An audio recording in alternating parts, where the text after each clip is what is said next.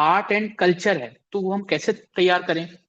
Again, जब आप एक पर्टिकुलर टॉपिक पढ़ें तो go and look into those questions, हम उन क्वेश्चंस को देखेंगे और फिर उस पर्टिकुलर टॉपिक में क्या क्वेश्चंस आ सकते हैं आर्ट कल्चर के रेस्पेक्ट में।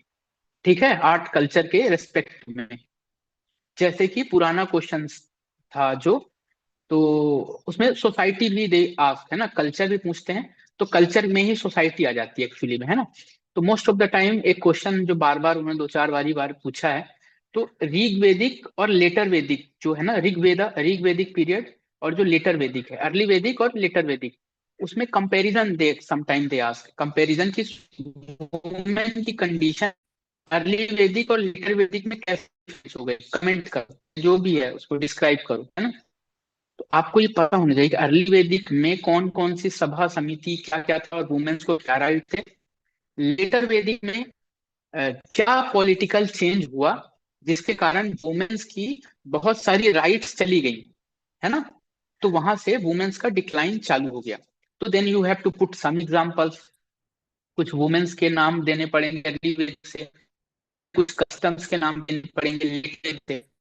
तो ऐसे करके हम इन उसके पार्ट में वैदिक पीरियड में, देन नियोलिथिक पीरियड से there question has been asked कि Neolithic age has been a revolutionary, है ना, एज, वो कैसे है। तो आप बताएंगे जब आपको ये पता होगा कि नियोलिथिक एज में ही हमने एग्रीकल्चर स्टार्ट किया, डोमेस्टिकेशन चालू किया, है ना, जो बहुत सारे पोर्ट्स बनाना, व्हील व्हील बनाना चालू किया, सो एंड सो, है ना, पोर्ट्रीज बनाना चालू करी। जब हमने वो बनाना चालू किया तो चीजों को हम स्टोर करना चालू किए, क्योंकि हमने वो करना चालू किया तो हमने एक सेटल्ड लाइफ जीना चालू कर दी, सेटल्ड लाइफ। अभी तक नोमैडिक लाइफ थी नियोलिथिक से पहले, मेसोलिथिक तक। तो एक मूवमेंट था, क्योंकि एग्रीकल्चर नहीं था ना। क्योंकि एग्रीकल्चर नहीं था तो एक जगह पे रहने का कोई औचित्य नहीं बनता था, there was no reason to be at one place. वो तो मूव कर रहे थे। क्योंकि न्यूलिथिक पीरियड में एग्रीकल्चर आ गया, तो now they started a settled life, family life, फिर फैमिली हो गई। फिर लेटर पार्ट में लैंड बिकेम इंपॉर्टेंट, धीरे धीरे लैंड विल बिकम इंपॉर्टेंट, क्योंकि अब तो लैंड बहुत महंगी है, अब तो अब हम लोगों के लिए खरीदना। तो ये वहां से चला रहा है धीरे धीरे धीरे धीरे लैंड, और अभी इस टाइम पे the things are as such. ये हमको हर एरिया में पता होना चाहिए कि जब हम ये टॉपिक पढ़ रहे हैं, ये थीम पढ़ रहे हैं इस सब्जेक्ट की, तो इस एरिया में हमें क्या पढ़ना है। तो ये पहले से एक आई वी शुड हैव, ठीक है। Then only you can score well. Random पढ़ेंगे, हैफ हजार्ड पढ़ेंगे, बिना किसी गाइडेंस के पढ़ेंगे, तो मेहनत शायद से आप डबल या ट्रिपल करेंगे, और प्रोडक्टिविटी में भी वन फोर्थ या वन थर्ड होगी। ये बात समझ रहे हैं मेरी? ओके। तो this is with respect to ये कितने क्वेश्चन आते हैं एंशंट, तकरीबन 7 से 8 क्वेश्चन उसमें आते हैं, लाइक दिस वन प्रीलिम्स में, और 25 नंबर के आसपास मेंस में आता है। एक 10 नंबर का क्वेश्चन, एक 15 नंबर का क्वेश्चन, है ना।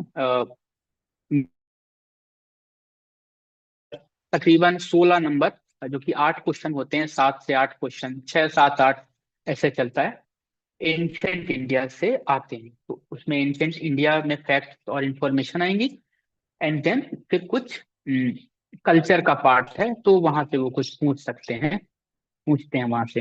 तो ये जैसे कि जब अशोक के बारे में पढ़ेंगे, ऑल्सो इन एंशियंट इंडिया, तो बहुत बारी अशोक के द्वारा बनाई गई केव्स के बारे में पूछा हुआ है, तो कल्चर का पार्ट है ना। तो उस तरीके से क्वेश्चंस आते हैं।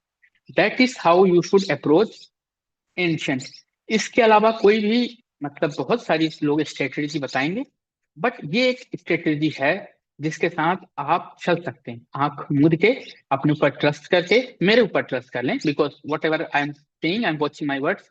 तो आप इसको फॉलो कर सकते हैं, और जब आप चलेंगे तो आपको अपनी एरर्स मिलेंगी, तो उन एरर्स को हमको टाइमली रेक्टिफाई करना पड़ेगा। ऐसा नहीं होगा कि मैंने बता दिया और आपने ऐसे घिसा, बोलो कि वहां से एक जिन निकलेगा, जैसे आप एनसीईआरटी घिसेंगे तो एक जिन निकलेगा, और वो बोलेगा कि जो हुकुम मेरे आका, और आप बोलेंगे कि तो मुझे 8 क्वेश्चंस निकाल के। ऐसा नहीं होगा।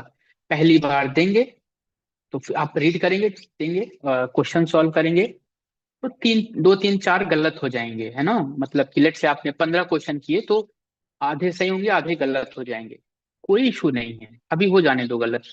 फिर हम उसको पढ़ेंगे, फिर हम अपनी माइन्यूट्स को मिस्टेक को रेक्टिफाई करेंगे, then again we will come back. तो 15 में से हो सकता है इस बार हम 9 या 11 सही कर लेंगे, अगेन 3-4 कुछ गलत हो जाएंगे, फिर हम पढ़ेंगे, फिर वी विल कम बैक।